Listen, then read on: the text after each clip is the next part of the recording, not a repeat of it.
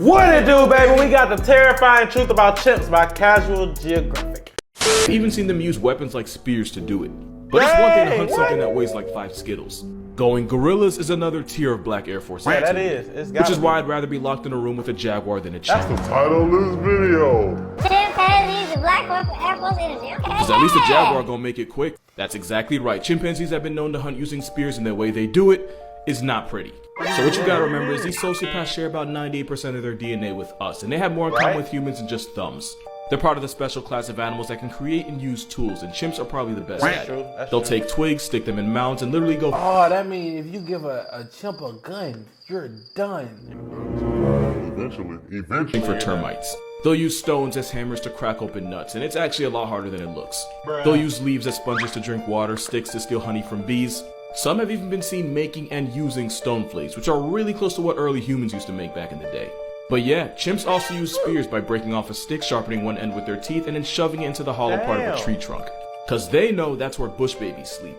Scientists watched them stab bush babies and force them out of their hiding spot in trees, where they proceeded to tear them apart and eat them alive. So they don't actually yeet the spear the way a lot of people probably thought, but they're definitely too smart for everyone else's good. Also, fun fact, out of all the animals I've talked about, a chimp was probably the closest to ending my entire way of life. But that's a story for you. Wait, no! You can't just do that. So here's a story of how a chimpanzee nearly ended my entire way of life. So this was in Senegal, that little country right there. I was visiting for a couple months, and me and some family decided to go to a zoo that, looking back, was way too run down to be called an actual zoo. The only thing separating the chimps from the general public were prison bars that are wide enough to stick your hand through. And before you even think it, no, I did not stick my hand into the chimp cage. I was 7, but I wasn't stupid. Now, if you wanted to see stupid, you'd have to look at the people around us. But some of them thought it'd be funny to throw things inside the chimp enclosure. Not to like hurt it, but I guess to scare it. Either way, nobody in that zoo was winning an award. Especially when someone started tossing rocks in there. No. Yeah, let the stupidity marinate. I just remember watching the chimpanzee just sit there and take it. Until the people ran out of rocks. It wasn't until the chimpanzee started picking the rocks up that the people realized just what they did. They just gave an animal with thumbs and no regard for anything human ammo. So yeah, as you'd expect, the chimp started fastballing the stones back at the crowd, and all we could do was run and take cover. And I vividly remember crouching behind a bench, and when I got up, a rock flew past not more than 4 inches past my right eye. I was really just bad luck away from either doing this video with a glass eye or not doing this video at all. Look, you can say size matters all you want, but 4 inches made a difference that day. This picture might look cute, but it's actually one of the most disturbing things you'll ever see. I'm about to tell you one of the most messed up stories you've never heard of. I'm good. So this guy, Dr. Kellogg, had the question I'm sure all Is that Kellogg cereal? Probably, you never know. have had at least once. What would happen if you raised a human without teaching it a language or having it around any other humans? Like a nature versus nurture kind of thing. It's one thing to think it, it's another to be on CPS's watch list. So this guy had a human son, Donald, that he raised with a female chimpanzee he adopted named Gua. So he treated 10-month-old Donald and 7-month-old Gua the same in ways that would have had CPS, PETA, and the Geneva Convention pulling up. The experiment was weird. He would tap on both of their heads with a spoon just to hear the differences in the sound of their skulls. He would purposely make loud noises and provoke them just to see who would react first. At one point, he even spun Donald around on a high chair until he started crying. It got really dark really fast, especially when the human Donald started acting like his surrogate chimp sister, walking on all fours, being overly aggressive, and even biting people. It's a shame the Pikachu meme didn't exist back then. Donald would bark like Gua when he wanted food and refused to walk on 2 feet even though he could. Eventually, the man who somehow graduated with a doctorate in psychology from Columbia realized that he was ruining his son. So he called the experiment off. The chimpanzee that they treated like a daughter and was part of their family, yeah, they packed her up and sent her away to be part of another experiment, where she was unalived by pneumonia a few months later.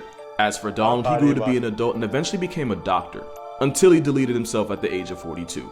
And to add insult to whatever seasoned hell this was supposed to be, if you go over to Dr. Kellogg's Wikipedia, he was described as a guy who had no tolerance for those who were unethical. Moral of this video, Thanos should start a GoFundMe. I'm starting to think he was onto something.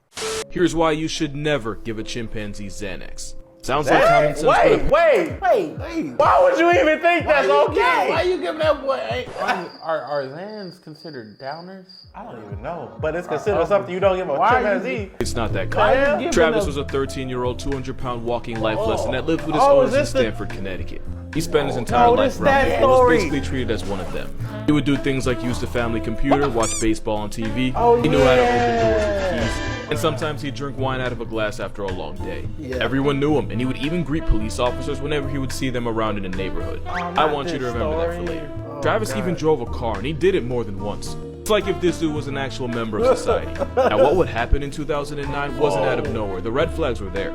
He once climbed out of his owner's car and held up traffic for hours looking for a man that threw an empty bottle at the car. And there was one incident where Travis bit a woman's hand and tried to drag her into a car.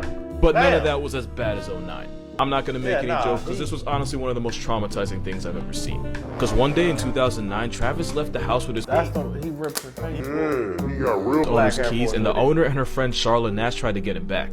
The only problem was Nash used his Tickle Me Elmo to try to bribe him back into the house. And seeing someone else hold his Elmo pissed Travis all the way off. Travis brutally mauled Nash, tearing out her face and limbs and not even stopping when his owner hit him over the head with a shovel. And as the attack got worse, his owner had no choice but to literally stab him in the back. And a literal butcher knife to the back only made Travis angrier. Eventually, police were called. Yeah, the same police from earlier.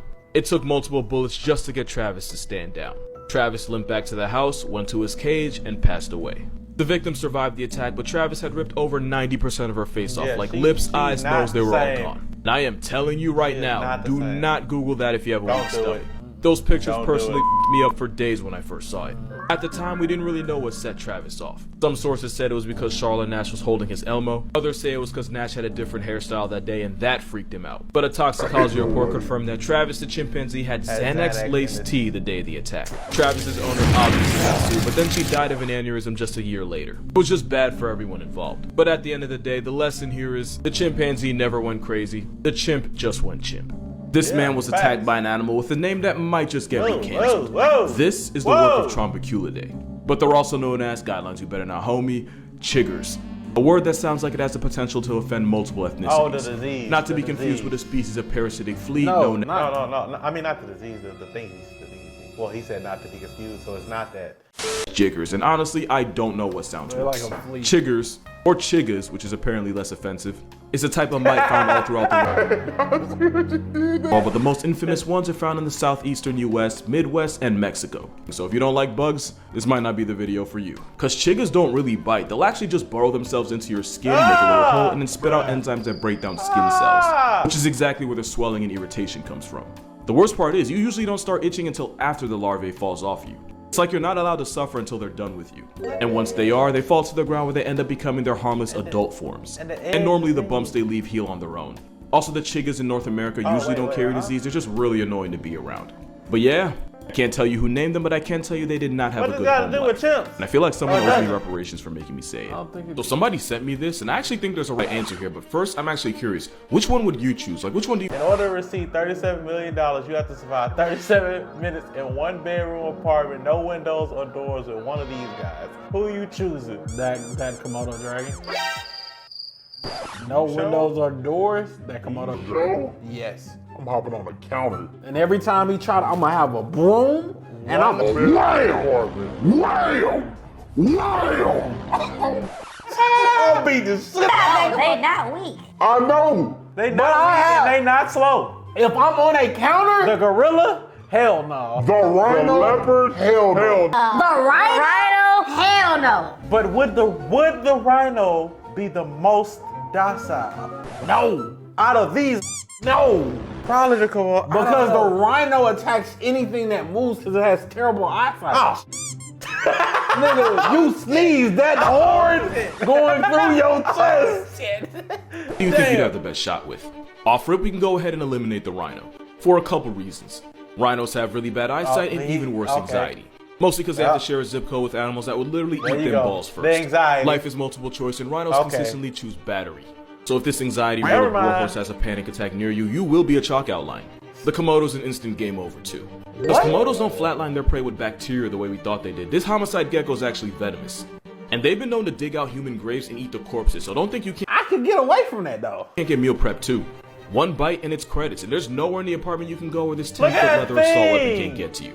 Now the Jaguar is actually there's nowhere it can't get to you. Nigga, I'm gonna beat this. There's no doors. It's Counter.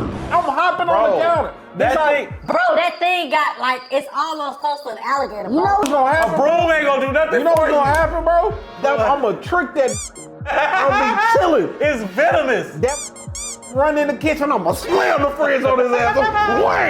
Wham! Wham! Jaguar attacks on people are really rare. They're usually in self-defense. So you'd actually have a better chance of surviving in a room with a jaguar as long as you don't provoke it or do anything to make him think you're food.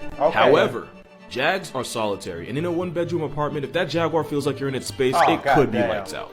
Which is why your best shot is actually with the gorilla. What? They're natural pacifists that won't waste the calories attacking something that they don't view as an immediate threat to them. Okay. So as long as you don't look him in the eye, or smile at him unless you're trying to be Harambe's roommate, your best chance at winning and, you know, living is with the gorilla. Oh, that's I want to crazy. show y'all something. So I made a video on this, and a lot of people were commenting how they choose the Komodo since all they'd have to do is climb a counter, just wait there for 37 minutes. I'm saying, look.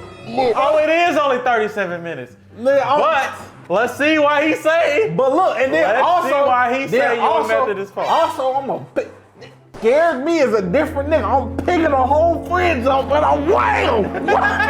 Let's see. Some even said they can manhandle the leather assault weapon if they needed to. I'm not going to talk about how Komodos can be nearly 10 feet long. I'm not going to mention the fact that young Komodos can climb trees. And I'm certainly not going to acknowledge the fact that out of all the animals here, Komodos are the only ones that will actively eat humans. Nah, I'm not going to talk about any of that. Instead, I'm going to show you this.